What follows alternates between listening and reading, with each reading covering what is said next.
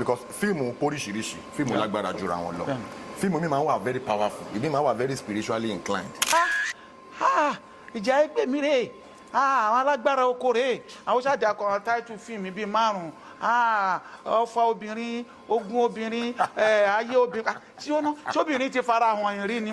obìnrin ò fara hàn mí rí kọ́ máa àwọn ìyá mi kan jọ kọ́ máa fara hàn mí a kàn ń ronú lọ síbẹ̀ náà ni pé àrà tí àwọn ọkùnrin máa ń fobìnrin dá tóbìnrin máa fi ń dá sẹ̀ríà fún wa torí mo ti torí owó ilé oṣù kan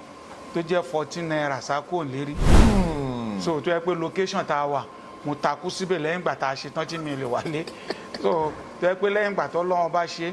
tí ìyàwó mi rówó san kò dẹ̀ kó sáyé fóònù ni bọ́n ṣàṣeré èèyàn títí ẹ sọ fún ọkọ máa bọ̀ wálé o àti ṣe rí so a dẹ̀ ti fowó iyebíye ṣe fíìmù tá a gbé lọ sí Ìdúmọ̀tà tó jẹ́ pé 10 kọ́bọ̀ ààrẹ ń bẹ̀ nígbà ayé fídíò club nípasẹ̀ ẹrú nǹkan bẹ́ẹ̀ yẹn náà ni Ọdúnládé Adékọ́lá náà mú tí pé tẹ bá lọ wo ọ̀pọ̀lọpọ̀ Sàámú Alájọ àtàwọn fíìmù ọdún àwọn ọmọ ẹ̀ ló ń bíldì jù tó fi jẹ́ pé ẹ máa rọ́pọ̀lọpọ̀ ọmọ ọdún rẹpẹtẹ tó yẹ pé kọ́dún fẹ́ ṣe fíìmù kó má pèèyàn láti ta gan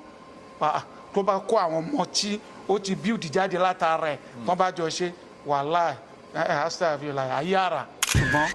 because mo rántí ijọ́ kan wọ́n kan park níbi iwájú ọ́fíìsì mi tí mò ń ta mi mo ní ọ́fíìsì kan tí mò ń ta fíìmù nígbà yẹn bó ṣe bọ́ọ̀lù báyìí kọ́tà ẹni eré mo náà dẹ̀ move láti pé kí n kí n tó surprise mi ni pé ṣé àwọn ká sọ pé ó ní Ìjàyè gbè mí ṣé àwọn pé kí wọ́n sọ pé Jeff gbogbo ayé ló mọ Jeff káwọn kan ní Ìjàyè gbè mí àkàndá Mr. Monsuru Ọláonípẹ̀kun Ìjàyè gbè mí so mo àwọn pé obìnrin ó dẹ̀ kì mí lórí kì yẹn délẹ̀ bẹ́ẹ̀ wọ́n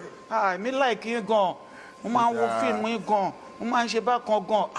wá wà pé tó alhamdulilayi mo dúpẹ́ lọ́dọ̀ Ọlọ́run ọba kí ni mo lè ṣe fún mi kò sí tẹ́ ẹ ṣe fún mi tí kò dáa náà so ó jẹ́ kí inú mi dùn ní ọjọ́ yẹn inú mi náà dẹ̀ tún dùn wọ́n tí ọjọ́ kan because di iṣẹ́ yìí náà ni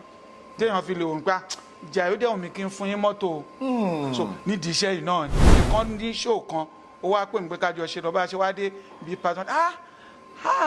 Ìjàyè gbè mí rè àwọn alágbára oko rè àwọn ṣáàdì akọrin táìtù fíìmù bíi 5 níjọ́ kan mo kàn rí tí ó wo status mi padà báyìí máa wo status n bá pè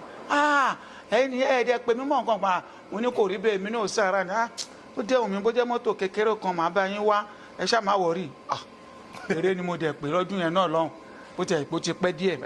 àbáradà àbíró náà abẹ́ máa kí mi jọ báyìí wàá kì í kẹ̀ mo dẹ̀ ṣe ṣeré lọ nìyẹn èmi àti Ṣọlá Oyèdélé Jíkẹ́mi.